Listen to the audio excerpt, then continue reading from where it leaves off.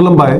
बेयो बड'लेण्ड इंखं टेलिभिजन दिनै 5 जानुवारि 2022 बुधबारखालि सानसेनि बरादखौ नोंथांमोननि खाथियाव लाबोदों आं सदानन्द दैमारिया।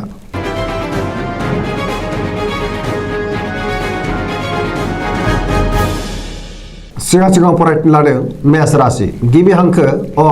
ल। दिनैनि साना जोबोर मोजां जेरावबो गोजोनै थानो हागोन गोजोन आरो गाहाम थासारि मोनगोन बयजोंबो अनसायजागोन मावनो हानाय खामानिखौ थि समावनो मावफुंनो हागोन गोसोखौ दिनै जोबोर गोजोननाय मोनगोन देहाया मोजाङै थागोन बहानिफ्रायबा मोजां खौरां फैनो हागौ रांखावरियाव दिनै जोबोर मोजां गोबां धोन आरजिनो हागोन आयाबो बांगोन बेफार फालांगियाव मोजां मुलाम्फा मोनगोन सोरबा लोगोनि हेफाजाबखौ दिनै मोननो हागोन न'खराव बिसि फिसायनि गेजेराव अननानै फैगोन बिमा बिफानि बोर मोनगोन बिदा फंबायनि हेफाजाब मोनगोन बहाबा थांनांगौब्ला दिनै जोबोर मोजां आरो मोजाङैनो हान्थिनो हागोन गुबुननि गोसोखौ बोनो हागोन गोसोनि बोलोआ बांगोन समाजाव मान मोनगोन लाइमोनफ्रा मोजां खौरां मोननो हागौ गोसोआ दिनै जोबोर रमान्टिक जागोन आरो गावबा गावनि गोसोनि साननायखौ फोरमायलायनोबो हागोन फरायसाफ्रा फरायनायाव गोसो दुंखांगोन आरो मोजां फिथाइ मोनगोन।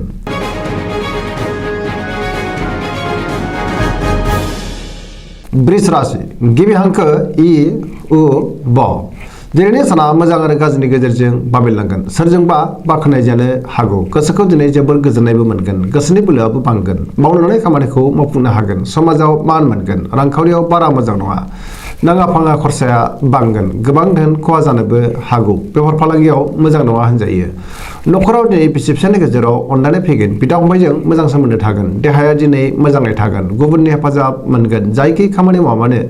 मोनफ्रोमबो खामानियावनो दिनै जाफुंसार जानोबो हागोन लोगोफोरनि अनसायनाय मोनगोन गोसोनि साननायफोरा जाफुंगोन पजिटिभ एनार्जिनि गोहोमबो गोग्लैनो हागौ।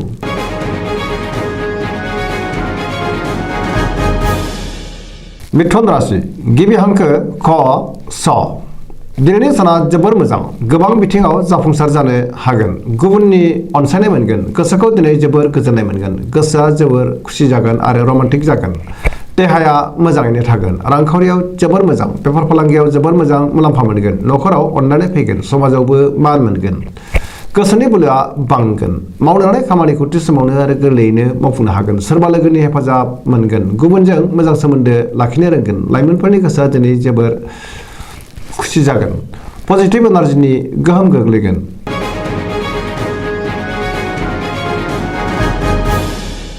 कर्कट राशि गिबि हांखो ड ह। दिनैनि साना जोबोर मोजां सोरबा लोगोनि हेफाजाब मोननो हागौ गोसोनि साननायफोरा मोगथाङाव जाफुंगोन गोसोआव पजिटिभ साननाय फैगोन मावनो हानाय खामानिखौ थि समावनो आरो गोरलैयैनो मावफुंनोबो हागोन रांखावरियाव जोबोर मोजां होनजायो बेफार फालांगियाव जोबोर मोजां मुलाम्फा मोनगोन न'खराव बिसि फिसायनि गेजेराव अनलायनाय फैगोन देहाया मोजाङै थागोन गोसोखौ जोबोर गोजोननाय मोनगोन गुबुननि हेफाजाब मोननो हागोन बिमा बिफानि अननाय आरो बोरखौ मोनगोन समाजाव मान मोनगोन फरायसाफ्रा फरायनायाव गोसो दुंखांगोन आरो मोजां फिथाइ मोनगोन लाइमोनफोरनि गोसोआ दिनै जोबोर रमान्टिक जागोन आरो गोसोनि साननायखौ फोरमायलायनोबो हागोन।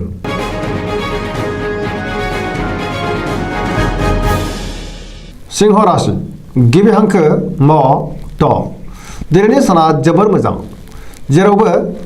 गोजोनै थानो हागोन समाजाव मान मोनगोन बयजोंबो अनजागोन आरो अनसायजागोन गोसोआव गोग्गो आरो गोथों साननाय फैगोन मावनो हानाय खामानिखौ थि समावनो मावफुंनो हागोन सोरबा लोगोनिफ्राय हेफाजाब मोनगोन गोसोखौ जोबोर गोजोननाय मोनगोन बहाबा दावबायहैनो खाबु मोनगोन रांखावरियाव जोबोर मोजां नाथाय अब्लाबो खरसायाबो बांगोन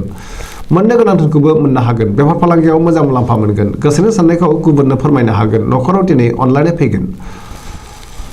गुबुननि थाखाय मोजां खामानि मावनानै होनो हागोन देहाया मोजाङै थागोन पजिटिभ एनार्जिनि गोहोम गोग्लैगोन लाइमोनफोरनि गोसोआ दिनै जोबोर रमान्टिक जागोन आरो गोसोनि साननायखौ फोरमायलायनोबो हागोन।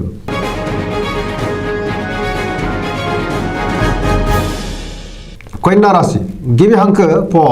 ट। दिनैनि साना जोबोर मोजां गोसोनि बोलोआ बांगोन गोसोआव पजिटिभ साननाय फैगोन गोथों आरो गोग्गो साननो रोंगोन गियाननि आंखाल जानाय नङा रांखावरियाव दिनै जोबोर मोजां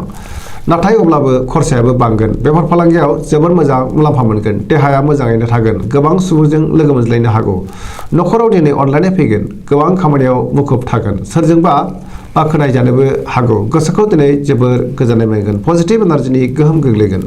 गुबुननि थाखाय गोबां मोजां खामानि मावनानै होनो हागोन लाइमोनफोरा जोबोर रमान्टिक जागोन आरो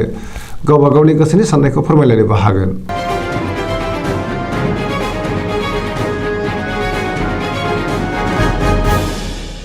तुला राशि गिबि हांखो र ट दिनैनि साना मोजां आरो गाज्रिनि गेजेरजों बाबेनलांगोन गोसोनि साननायफोरा देबारनांगोन गोसोनि साननायखौ गुबुननो फोरमायनो गोब्राब जागोन मावनो लानाय खामानिखौ मावफुंनो हागोन देहाया मोजाङै थागोन रांखावरियाव मोजां मोननो गोनांफोरखौबो मोननो हागोन न'खराव बिसि फिसायनि गेजेराव एना एनि फैनो हागौ गोसोनि साननायफ्रा गोरोबनाय नङा समाजाव मान मोनगोन बेफार फालांगियाव मोजां मुलाम्फा मोनगोन गुबुननि गोसोखौ बोनो गोब्राब जागोन लोगोफोरनि हेफाजाब मोनगोन गोदान खामानियाव आखाइ होनो हागोन सेंग्रा सिख्लाफोरनि गोसोआ दिनै जोबोद रमान्टिक जागोन आरो गावबा गावनि गोसोनि साननायखौ फोरमायलायनोबो हागोन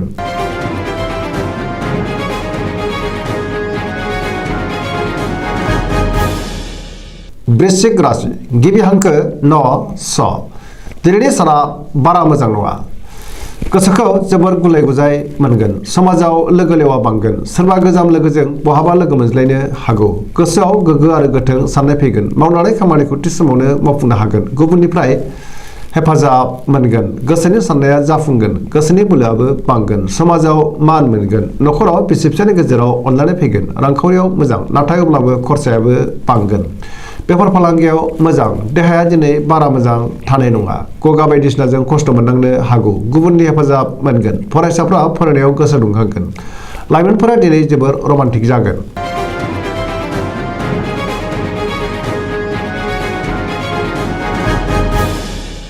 धनु राशि गिबि हांखो ध फ भ दिनैनि साना जोबोर मोजां गोसोआव गोग्गो साननाय फैगोन मावनो लानाय खामानिखौ थि समावनो मावफुंनो हागोन गोसोनि साननाया जाफुंगोन रांखावरियाव दिनै जोबोर मोजां नाथाय अब्लाबो खरसायाबो बांगोन मोननो गोनांफोरखौ मोननो हागोन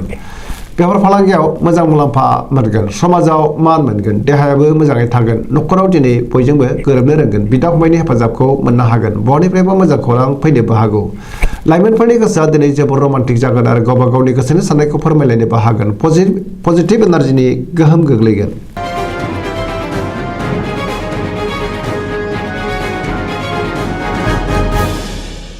मकर राशि गिबि हांखो ख ज दिनैनि साना जोबोर मोजां गोसोनि बोलोआ बांगोन गोसोनि साननाया जाफुंगोन सिगांनि बबेबा आद्रा खामानिखौबो दिनै गोरलैयैनो मावफुंनो हागोन रांखावरियाव जोबोर मोजां होनजायो आया बांगोन मोननो गोनांफोरखौबो मोननो हागोन आरजिनाय धोनखौ दोनथुमनो हागोन बेफार फालांगियाव मोजां मुलाम्फा मोनगोन गुबुनजों मोजां सोमोन्दो लाखिनो रोंगोन गोब्राब खामानिखौ दिनै गोरलैयैनो मावफुंनो हागोन गोदान खामानियाव आखाइ होजेननोबो हागोन न'खराव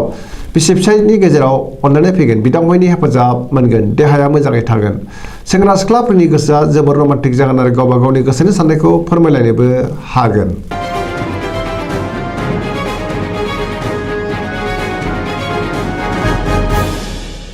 कुम्भ राशि गिबि हांखो ग स स दिनैनि साना जोबोर मोजां गोसोआव बोलो फैगोन गोसोखौ दिनै जोबोर गोजोननाय मोनगोन मावनो लानाय खामानिखौ थि समावनो आरो गोरलैयैनो मावफुंनोबो हागोन बहानिफ्रायबा मोजां खौरां फैनो हागौ समाजाव दिनै गोबां मान मोनगोन गोबां मुंदांखा सुबुंजों लोगो मोनज्लायनो हागौ रांखावरियाव दिनै जोबोर मोजां देहाया मोजाङैनो थागोन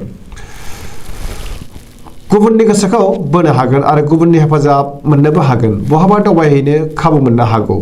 पजिटिभ एनार्जिनि गोहोम गोग्लैगोन गोबां रोखोमनि मोजां खाबु मोननो हागौ